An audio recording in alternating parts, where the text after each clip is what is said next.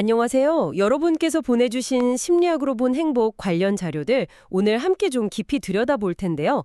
행복에 대한 심리학의 어떤 핵심적인 통찰들 좀 빠르게 살펴보겠습니다. 네, 반갑습니다.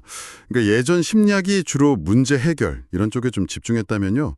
요즘은 아시다시피 인간의 긍정적인 면, 그러니까 행복이나 번영에 훨씬 더 주목하고 있죠. 오늘 여러분 자료 속에서 행복을 이해하는 데 정말 중요한 열쇠들 한번 찾아보겠습니다. 바로 시작할까요? 좋습니다. 우선 자료에서 제가 흥미롭게 본 건요. 행복이 그냥 기분 좋은 상태, 이게 아니라는 거였어요. 심리학에서는 보니까 크게 세 가지 차원을 얘기하더라고요. 삶 전반의 만족감, 주관적 웰빙, 네, 주관적 웰비. 그리고 즐거움 추구하는 쾌락적 행복, 헤도닉이라고 하죠. 또 삶의 의미나 목적을 찾는 의미론적 행복, 유다이모닉.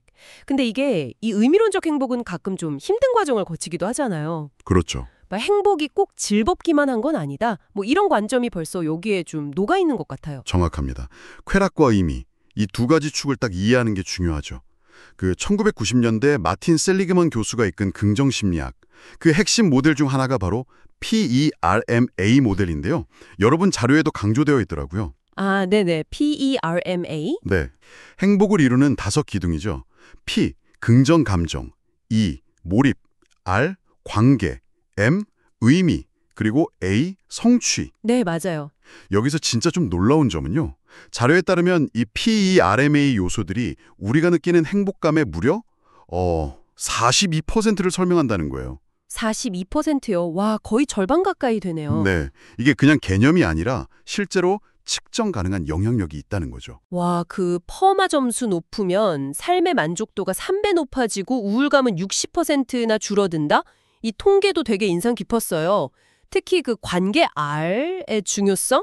이거는 하버드 80년 연구에서도 나왔던 얘기고. 네, 맞아요. 또 한국 문화 특유의 정 있잖아요. 이것도 약간 이 관계의 중요성을 보여주는 것 같아서 흥미로웠어요. 자료에서도 언급됐고요. 그렇죠. 관계라는 게 정말 중요합니다. 그리고 그 성취 A, 다음에 행복이 온다, 이렇게 보통 생각하는데 오히려 반대일 수 있다는 거, 행복한 상태가 성공 가능성을 높인다, 이런 연구가 더 많다는 지적도 재밌었어요. 순서가 말이죠. 맞습니다. 행복과 성공, 그 인과관계에 대한 어떤 고정관념을 좀 뒤집는 연구들이죠. 그런데 이렇게 퍼마를 통해서 행복을 막 쌓아가려고 해도 우리한테는 좀 강력한 심리적인 기제가 작동을 해요. 바로 쾌락의 쳇바퀴 이론이죠. 아, 그 쳇바퀴 이론. 복권 당첨 같은 엄청 좋은 일이 있어도 왜 그 기쁨이 오래 안 갈까 하는 거요. 네, 바로 그거죠. 그 부분이 진짜 궁금했어요. 퍼마로 행복을 만들 수 있다 이러면서 동시에 우리는 좋은 일에도 금방 익숙해진다니. 약간 이게 좀 뭐랄까 서로 부딪히는 얘기 아닌가 싶기도 하고요. 아, 좋은 질문이십니다. 이게 상충한다기보다는 인간 심리가 그만큼 복잡하다는 걸 보여주는 거죠. 우리 뇌 보상회로라는 게요. 새롭고 예상치 못한 자극에는 아주 강렬하게 반응해요. 도파민 같은 게 분출되면서요. 그런데 그게 반복되면 반응이 무뎌지는 거죠. 이게 바로 적응, 그러니까 쾌락의 쳇바퀴 현상입니다. 아, 적응이군요. 하지만 그렇다고 해서 행복을 위한 노력이 의미 없다는 건 절대 아닙니다. 그 유전적 요인이 행복의 한 40에서 50% 정도 차지한다. 이런 연구도 물론 있어요. 근데 중요한 건 뭐냐? 나머지 약 40%는 우리의 의도적인 활동으로 충분히 채울 수 있다는 사실이에요. 아, 그러니까 그 쳇바퀴를 계속 돌기는 하더라도 우리가 의도적으로 노력하면 행복의 기준선 자체를 좀 높이거나 유지할 수 있다, 이런 말씀이시군요. 바로 그겁니다.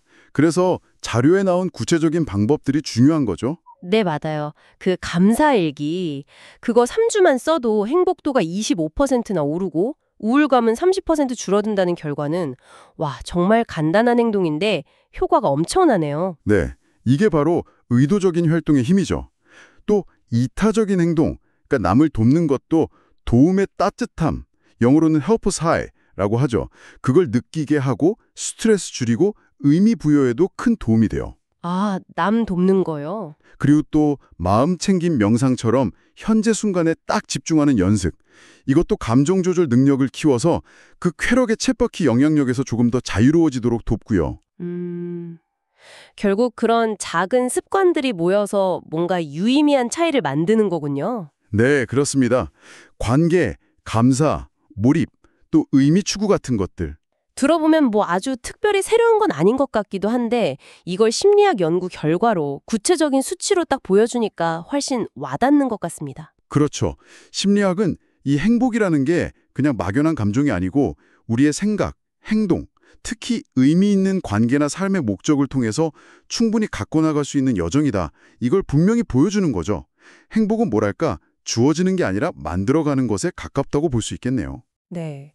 유전이나 환경 탓만 할 수는 없다. 이런 강력한 메시지로 들립니다. 자, 오늘 여러분의 자료를 통해서 행복의 심리학적 측면들을 좀 깊이 살펴봤는데요. 마지막으로 이런 질문을 한번 던져보면서 마무리할까 합니다. 여러분의 자료에서도 강조되었듯이 정말 중요한 게 고통이 없는 삶이 아니라 고통 속에서도 의미를 찾을 수 있는 삶이라면 여러분은 그 의미를 어떻게 만들어 가시겠습니까?